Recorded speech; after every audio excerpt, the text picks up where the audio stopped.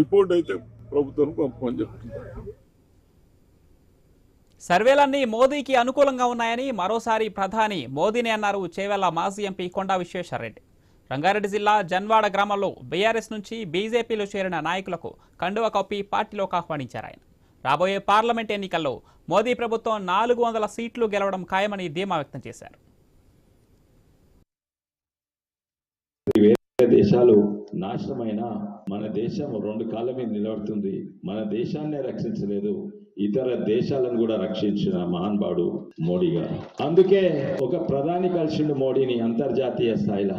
అయితే shake hand ఇస్తేందుకు Modi పోతే నీకు షేక్ హ్యాండ్ ఇవ్వనని నీ కాళ్ళ మీద పడి మోడీ కాళ్ళు మొక్కినామా ఆయన జేమ్స్ మరాపే అయినా అంత సరే.